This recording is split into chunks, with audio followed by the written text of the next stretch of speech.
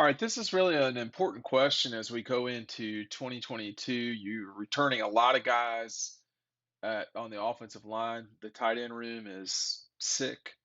Um, you've got two more than capable running backs at Georgia, and you're returning a starting quarterback that led you to a national championship. But which receiver specifically is going to be the guy that steps to the forefront and becomes what we thought George Pickens would be a season ago before he got hurt? I mean, who will that one person be? Leaving the tight ends out of this, who will be the most productive receiver at Georgia? And there's a lot to pick from. I mean, when you think back to the 20 season and everything Kyrus Jackson did, uh, he was a steady, solid, receiver who was playing under three different starting quarterbacks in a season. So Kyrus Jackson had a very good 2020. He started off, if I'm not mistaken, in 21 being a little bit banged up. So that sort of sidelined him. I think at the start of the season he may have played at special teams and games, but he didn't really get going a lot.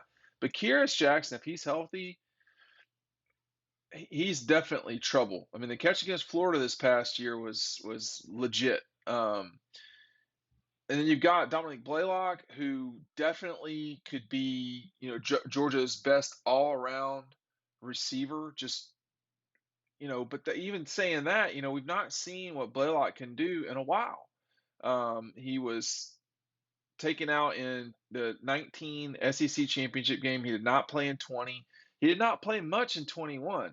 But him healthy, he was really good in 19, I thought, when his number was called. But you've also got a couple of guys that are newcomers, if you will, being that they only played a season. And that's A.D. Mitchell and Ladd McConkey, both of whom are dangerous. Made some game changing plays. Ladd McConkey against Auburn, that game, that 64-yard touchdown, whatever it was, ended the game against the Tigers.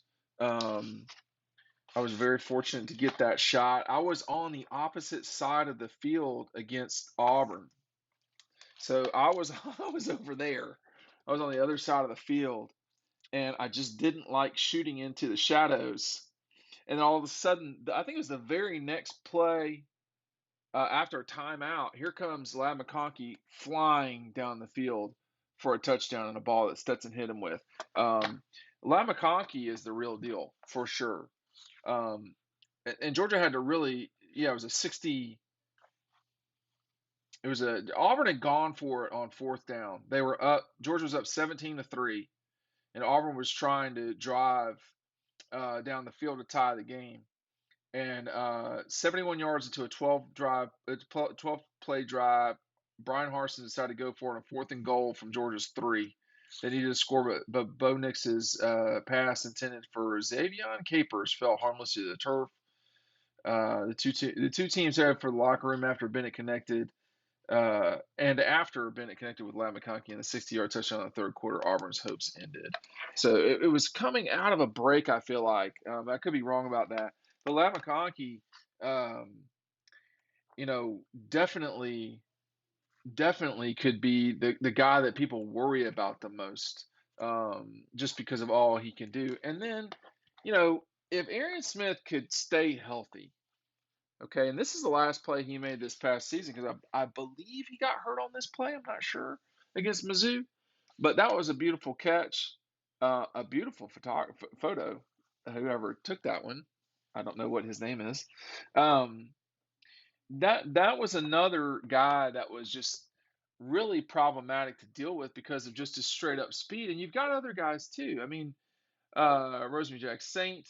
I talked about Mitchell. We're going to see what happens with Smith, Morset, Bell, Spear, and Meeks. But Georgia's got 11 receivers who are on scholarship right now. I don't know if that's high or low. That might be a touch low, but it's right on where you kind of want to be. There's 14 DBs in the program, but DBs play a lot on special teams in a way. it feels like they play a lot more than receivers do, but whatever. That's against the point. Hey, make sure you're picking this up, y'all. We're running out of copies of 2022 preview. When you pick up DAWGSTRUCTION, you get the 2022 preview included with it. We had a lot of sales over the last 3 days, so make sure you're picking this up now. This offer is not going to last much longer. Okay. And the other thing that's happening is what's taking away from this being available is obviously I only printed so many of them, and annual subscribers at DogPost, they get this for free. It's included in their annual subscription. So make sure you are getting this now. That the season's right around the corner is another reason to pick it up. It's a really, I always show the book. I'll show the magazine while I continue to talk about these receivers because one article in here, and you're not going to get this stuff online, by the way. One article on here uh, talks about the explosive plays that Georgia did have with their receivers. Ladd McConkey, 60-yard touchdown against Auburn.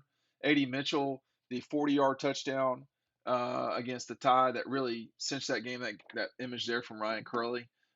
This is my image of Arian Smith against Mizzou. That was a 35-yard touchdown. And then this image here of Kyrus Jackson, a 36-yard touchdown. They call it Jacksonville for a reason. Kyrus Jacksonville, that is.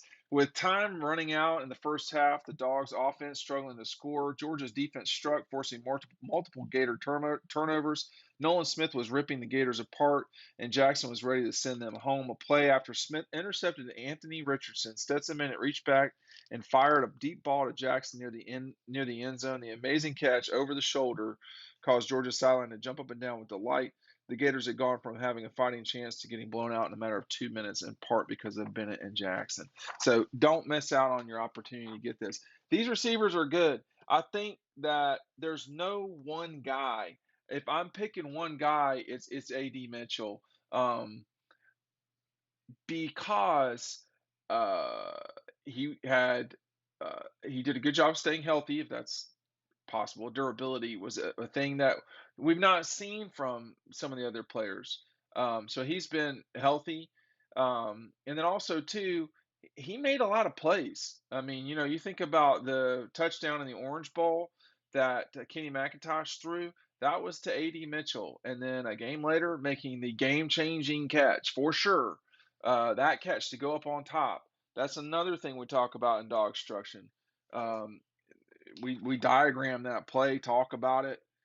That was a huge moment in that game. Train DT, red tank, double go. Kirby in the locker room after the game said, 80 on top, that won the game. So this image, which was the only clear image I managed to get down there in Indianapolis, man, as you can see from the diagram, Stetson stuck that foot in the ground. AD was in one-on-one situation. It was a very good throw. He let AD get it. I talked to AD in the summer at an event, and he said he knew he had man coverage, and he knew that this was his opportunity to make a play. I don't remember if he said Stetson knew that. I mean, he was essentially saying, "Hey, we all knew that we were in that play and we were in good position." Now that was second and like 13 or whatever. I mean, that was a serious moment in that game. Think about not scoring there. Now Georgia came down and scored again with with uh, with Brock Bowers, and then obviously again with Keely Ringo. But if they only scoring against only score with Brock Bowers, and then they're only up one, okay, they're only up one in that situation. So the A.D. Mitchell play put them, or they could have been up three, I think, as it turns out, because didn't the 2 point conversion fail? See, someone I still have not watched that game, and you know, it was just such a huge moment at that time. So I'm a little bit confused as to when they went for two. I think they may have gone for two. Um, and didn't get it, if I'm not mistaken, up 19-18. So they would have been up 1 or 3. But keep this in mind: Alabama would have been running down the field trying to kick a field goal rather than score a touchdown. I mean, you're down 8. You got to have it all go right. You got to you not only got to go down the field without turning it over, you got to score a touchdown and you got to get a 2-point conversion. And I don't know if you remember this. I do. Alabama couldn't score. They could not score, and they couldn't even get into the red zone. I mean, they had gone. Jeff Foxworthy writes about this in DAWGSTRUCTION. I'll read this one thing that Jeff had to say. He was talking about, he says, 6 times Alabama would get to the 30-yard line, and they ended up with only 1 touchdown to show for it. Jalen Carter blocked a field goal after a 17-play Alabama drive. There's Jeff with his family. I really appreciate him doing that. But look, I think it will be A.D. Mitchell, but there's no one guy that's so good that he separates from. There's no AJ Green, George Pickens type guy that's separating themselves from the rest of the receivers. That's going to be the problem for everybody dealing with Georgia, is that you got to deal with multiple guys.